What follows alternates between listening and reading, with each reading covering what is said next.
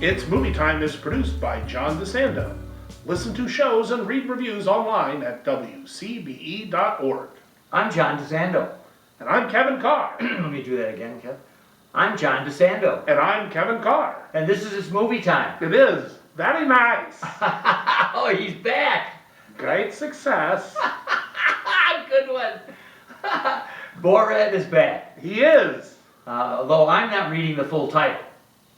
There's a couple titles. It does change its title. But it is the Borat Subsequent Moviefilm. Yes, I like that one. That I could work with. Yes. So Kev, this is an example of crass or cringe comedy and satire all together. Does it work? Well, here's the thing. It all depends on whether you like Borat. I mean, if you saw Borat, the original movie, 2006, 14 years ago, and you thought it was a scream like I did, you're going to love this movie because it's more of the same. Mm-hmm. Same thing with Bruno when that came out, about 10 years ago. If you watch Sacha Baron Cohen shows, you know what you're getting. This should not surprise anybody in terms of what kind of movie it is. The content's going to surprise some people. But I honestly think if you hate Borat, don't go watch this movie because it's Borat for 2 hours. As satire goes, I really appreciate it. And I don't give grades for effort. Mm-hmm. I give it for what is for accomplishment. But boy, I'll tell you, if I could, I would give some points for effort. This guy really goes after the current political climate. Well, yeah, and that's what he's always done. Yeah. I mean, he did that 14 years ago. And in this one, what's interesting is that, because I was thinking about this, yeah, he goes after the current administration. Yes. There's a scene even in the trailer where he's going after Mike Pence, and he makes some pretty heavy digs. He calls him Mike Penis. Yeah. But what's funny is those are relatively low-hanging fruit. Yeah, right. I mean, it's not like he's doing some deep dive into policy matters or anything. He's hitting them where you'd expect him to hit them. Where it's most biting, I find, is, and this is what he does extremely well. Where you're going. Go ahead. He puts a mirror up to the country and America and society, and what you see is what you get, even if it's ugly. It struck me. He makes a great fun of his own country's attitude toward women. Yes. But when he gets over here and he starts on Melania Trump and a golden cage for a woman, he is bringing those two countries together with some really strong attitudes about the way we still have women as second-class citizens. Oh, absolutely. Especially when there's a scene where the whole story is Borat he's been in a gulag for 14 years because he did such a bad job with his last film.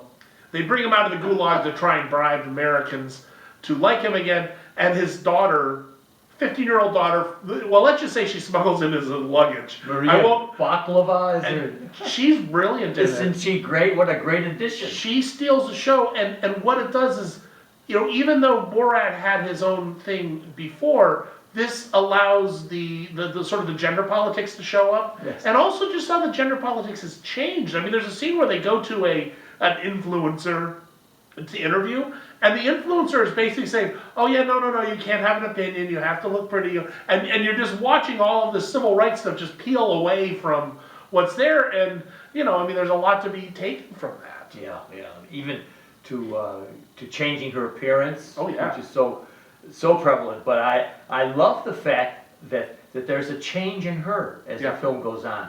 Borat's pretty much the same beginning to end.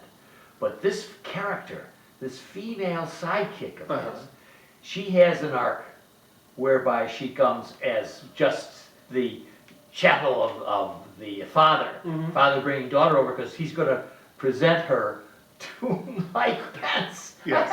Because he loves women so much. He loves them so much he can't be in a room with more than one.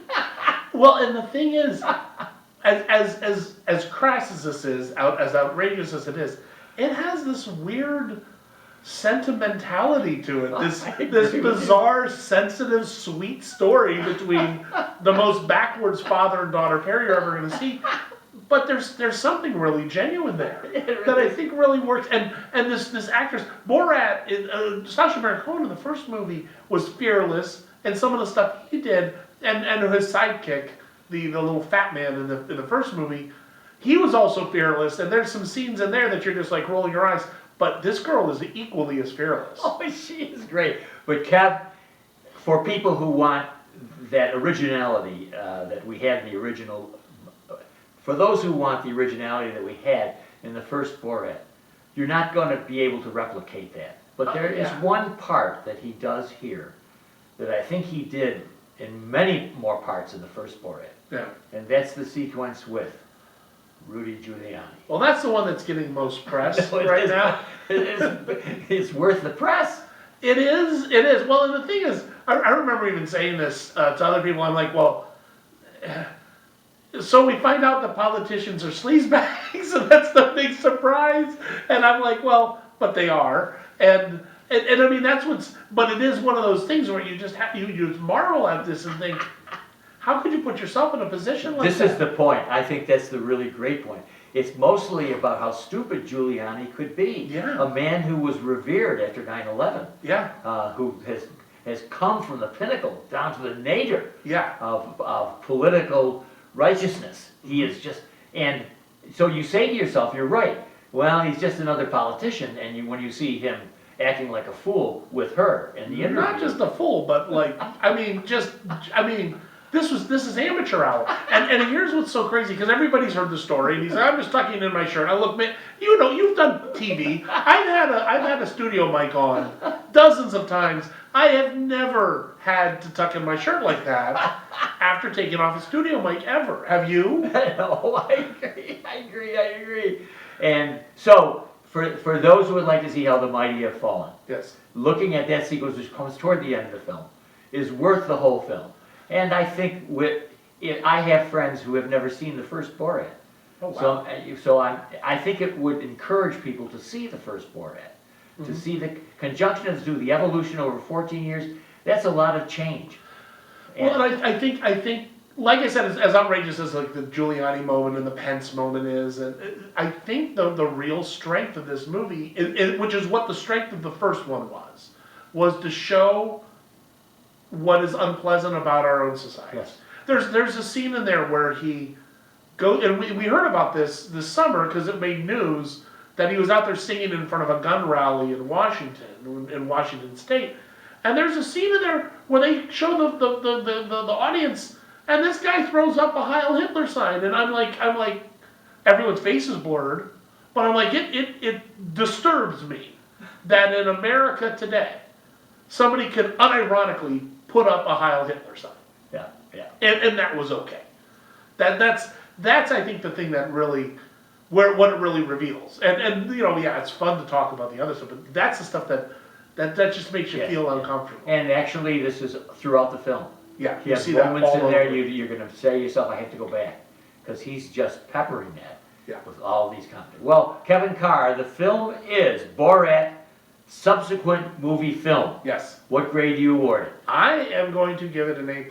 I thought it was the funniest movie of the year I've seen. Right. Okay, so I'm going to offset your outrageousness, and this is appropriate for Borat, with a B+. Okay. Which means we have a pretty good film here. Yeah. Well, is that a B in Cyrillic alphabet? I don't know. Where does that fall in the alphabet? I don't know. Maybe I need to go back to that movie.